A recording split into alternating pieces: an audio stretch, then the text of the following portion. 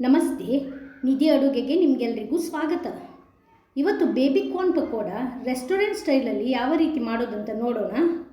ತುಂಬ ಸುಲಭವಾಗಿ ಇದನ್ನು ಮಾಡಬಹುದು, ಅಷ್ಟೇ ಟೇಸ್ಟಿ ಕೂಡ. ಸಂಜೆ ಟೀ ಟೈಮ್ ಸ್ನ್ಯಾಕ್ ಆಗಿ ಇದನ್ನು ಸರ್ವ್ ಮಾಡಬಹುದು. ತಂದ ನಂತರ ಕೂಡ ಇದು ಕ್ರಿಸ್ಪ್ ಆಗಿರ್ತದೆ, ಹಾಗೂ ಕೋಟಿಂಗ್ ಒಂದಿಷ್ಟು ಬಿಟ್ಟು ಹೋಗುವುದಿಲ್ಲ, ಹಾಗೂ ಎಣ್ಣೆ ಸಹ ಹೀರುವುದಿಲ್ಲ. ಹಾಗೆ ಇವತ್ತಿನ ಈ ಈಸಿ ಟೀ ಟೈಮ್ ಸ್ನ್ಯಾಕ್ ಸ್ವಲ್ಪವಾದರೂ ಇಷ್ಟವಾಗಿದ್ದಲ್ಲಿ ರೆಸಿಪಿಗೆ ಲೈಕ್ ಕೊಡುವುದರ ಜೊತೆಗೆ ಚಾನಲನ್ನು ಸಬ್ಸ್ಕ್ರೈಬ್ ಮಾಡಿ. ಇಲ್ಲಿ ಒಂದು 10 ಬೇಬಿ ಕಾರ್ನನ್ನು ಈ ಪಕೋಡ ಮಾಡಲಿಕ್ಕೆ ಬಳಸ್ತಾ ಇದ್ದೇನೆ. ಇದು ಒಂದು 5 ಸರ್ವಿಂಗಿಗೆ ಸಾಕಾಗ್ತದೆ. ಇದನ್ನು ತೊಳೆದು ಉದ್ದಕ್ಕೆ ಸೀಳಬೇಕು. 1ರ 2 ಭಾಗವನ್ನು ಮಾಡುವ. ಹಾಗೂ ಇದನ್ನು ಕುದಿಸಿದ ಬಿಸಿ ನೀರಲ್ಲಿ ಸೇರಿಸಿ ಉಪ್ಪು ಹಾಕಿ ಮಿಕ್ಸ್ ಮಾಡಿ ಒಂದು 5ರಿಂದ 7 ನಿಮಿಷ ಇಡಬೇಕು. ಕಾರ್ನ್ ಸೇರಿಸಿದ ನಂತರ ಪುನಃ ನಾವು ಗ್ಯಾಸಲ್ಲಿಟ್ಟು ಕುದಿಸಬಾರ್ದು. ಯಾಕೆ ಹೇಳಿದರೆ ಇದು ತುಂಬ ಸಾಫ್ಟ್ ಆಗಿರುವುದರಿಂದ ಬೇಗನೆ ಮುರಿದೋಗ್ತದೆ. ನೆಕ್ಸ್ಟ್ ಈಗ ಪಕೋಡದ ಹೊರಗಿನ ಬೈಂಡಿಂಗ್ಗೆ ಮಸಾಲೆಯ ಕೋಟಿಂಗನ್ನು ರೆಡಿ ಮಾಡೋಣ. ಒಂದು ಮಿಕ್ಸಿಂಗ್ ಬೌಲಲ್ಲಿ 1 ಕಪ್ಪಷ್ಟು ಮೈದಾವನ್ನು ಇಲ್ಲಿ ಸೇರಿಸ್ತಾ ಇದ್ದೇನೆ. ಹಾಗೂ ಒಂದು ಅರ್ಧ ಕಪ್ಪಷ್ಟು ಕಾರ್ನ್ಫ್ಲೋರನ್ನು ಸೇರಿಸುವ. ಮೈದಾದ ಅರ್ಧದಷ್ಟು ಕಾರ್ನ್ಫ್ಲೋರನ್ನು ನಾವು ಸೇರಿಸಬೇಕು. ಈಗ 2 ಸ್ಪೂನಷ್ಟು ಅಕ್ಕಿ ಹಿಟ್ಟನ್ನು ಸಹ ಸೇರಿಸ್ತಾ ಇದ್ದೇನೆ. ರುಚಿಗೆ ಉಪ್ಪು, 1/4 ಸ್ಪೂನಷ್ಟು ಅರಶಿನ ಹುಡಿ, ಒಂದು ಅರ್ಧ ಸ್ಪೂನಷ್ಟು ಕಾಳು ಮೆಣಸಿನ ಹುಡಿ, ಅರ್ಧ ಸ್ಪೂನ್ ಜೀರಿಗೆ, ಒಂದು 2 ಸ್ಪೂನಷ್ಟು ಅಚ್ಚ ಖಾರದ ಹುಡಿ, ಅರ್ಧ ಸ್ಪೂನ್ ಗರಂ ಮಸಾಲೆ ಹುಡಿ, ಇವಿಷ್ಟನ್ನು ಸೇರಿಸಿ ಈ ಎಲ್ಲ ಡ್ರೈ ಇಂಗ್ರೀಡಿಯೆಂಟ್ಸ್ ಇದೆಯಲ್ಲ ಮೊದಲಿಗೆ ಹೊಳೆ ಮಾಡಿ ಮಿಕ್ಸ್ ಮಾಡಬೇಕು. ಎಲ್ಲವೂ ಚೆನ್ನಾಗಿ ಬೆರೆತ ನಂತರ ಒಂದು ಅರ್ಧ ಸ್ಪೂನಷ್ಟು ಶುಂಠಿ ಬೆಳ್ಳುಳ್ಳಿಯ ಪೇಸ್ಟನ್ನು ಸೇರಿಸಬೇಕು. ಹಾಗೂ ಒಂದು ಅರ್ಧ ಲಿಂಬೆಯ ರಸವನ್ನು ಸಹ ಸೇರಿಸುವ. ಈಗ ಇದರಲ್ಲಿ ಸ್ವಲ್ಪ ಸ್ವಲ್ಪ ನೀರನ್ನು ಸೇರಿಸಿ ಗಂಟಿಲ್ಲದೆ ನಾವು ಚೆನ್ನಾಗಿ ಇದನ್ನು ಮಿಕ್ಸ್ ಮಾಡಬೇಕು. ವಿಸ್ಕರ್ ಅಥವಾ ಸ್ಪೂನನ್ನು ಬಳಸಿ ಹೊಳ್ಳೆ ಮಾಡಿ ಮಿಕ್ಸ್ ಮಾಡುವ.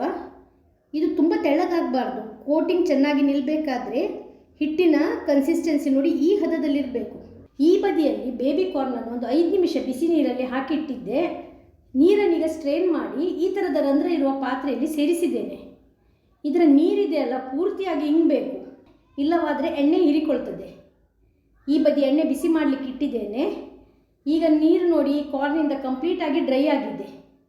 ಈ ಬೇಯಿಸಿದ ಬೇಬಿ ಕಾರ್ನ್ ಇದೆಯಲ್ಲ ತಯಾರಿಸಿದ ಮಸಾಲೆ ಮಿಶ್ರಣದಲ್ಲಿ ಅದ್ದಿ ಎಲ್ಲ ಬದಿ ಮಸಾಲೆ ಕೋಟಿಂಗ್ ತಾಗಬೇಕು. ನೋಡಿ ಈ ಮಿಶ್ರಣ ಗಟ್ಟಿಯಾಗಿರುವುದರಿಂದ ಕೋಟಿಂಗ್ ಚೆನ್ನಾಗಿ ಕಾರ್ನಿಗೆ ಅಂಟಿಕೊಂಡಿದೆ. ಈಗ ಇದನ್ನು ಕಾದ ಎಣ್ಣೆಯಲ್ಲಿ ಬಿಡುವ. ಇದೇ ರೀತಿಯಲ್ಲಿ ಉಳಿದ ಕಾರ್ನನ್ನು ಸಹ ಮಸಾಲೆಯಲ್ಲಿ ಅದ್ದಿ ಎಣ್ಣೆಯಲ್ಲಿ ಬಿಡಬೇಕು. ಒಮ್ಮೆಗೆ ನಾವು ಒಂದು 5ರಿಂದ 6 ಕಾರ್ನನ್ನು ಎಣ್ಣೆಯಲ್ಲಿ ಬಿಡುವ. ಮೀಡಿಯಂ ಉರಿಯಲ್ಲಿ ಇದನ್ನು ಹದವಾಗಿ ಕಾಯಿಸಬೇಕು. ಒಂದು 2 ನಿಮಿಷ ಬಿಟ್ಟು ಇದನ್ನು ತಿರುವಿ ಹಾಕುವ. ಇನ್ನೊಂದು ಬದಿ ಕೂಡ ಚೆನ್ನಾಗಿ ಕಾಯಿಸಬೇಕು. ಹದವಾದ ಉರಿಯಲ್ಲಿ ಕೈ ಬಿಡದೆ ಈ ಥರ ಮಗುಚುತ್ತಾ ಇದನ್ನು ಒಂದು 5ರಿಂದ 6 ನಿಮಿಷ ಒಟ್ಟಿಗೆ 2 ಬದಿಯನ್ನು ಸಹ ಕಾಯಿಸಬೇಕು. ನಂತರ ನೋಡಿ ಕಲರ್ ಸ್ವಲ್ಪ ಕೆಂಪಗಾಗಲಿಕ್ಕೆ ಪ್ರಾರಂಭವಾಗ್ತದೆ. ಇದು ಬೇಯಿಸಿರುವುದರಿಂದ ಜಾಸ್ತಿ ಹೊತ್ತು ಇದನ್ನು ಫ್ರೈ ಮಾಡುವ ಅವಶ್ಯಕತೆ ಇಲ್ಲ. ಈಗ ಇದನ್ನು ಎಣ್ಣೆಯಿಂದ ತೆಗೆಯುವ. ಕೋಟಿಂಗ್ ನೋಡಿ ಒಂದಿಷ್ಟು ಬಿಟ್ಟು ಹೋಗಿಲ್ಲ, ಎಣ್ಣೆ ಸಹ ನೋಡಿ ಹೀರಿಕೊಂಡಿಲ್ಲ. ಇದೇ ರೀತಿ ಉಳಿದ ಪಕೋಡಗಳನ್ನು ಸಹ ಕಾಯಿಸುವ.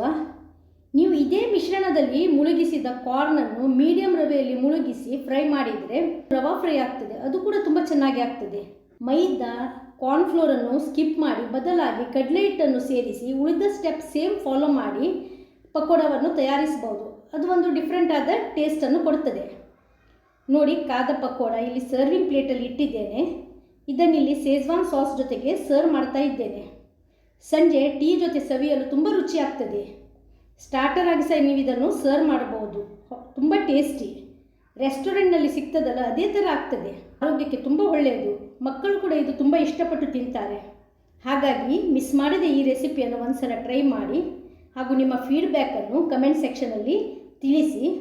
ರೆಸಿಪಿ ಇಷ್ಟವಾಗಿದ್ದಲ್ಲಿ ವಿಡಿಯೋಕ್ಕೆ ಲೈಕ್ ಕೊಡುವುದರ ಜೊತೆಗೆ ಚಾನಲನ್ನು ಸಬ್ಸ್ಕ್ರೈಬ್ ಮಾಡಿ ಹಾಗೂ ಶೇರ್ ಮಾಡುವುದನ್ನು ಮರಿಬೇಡಿ.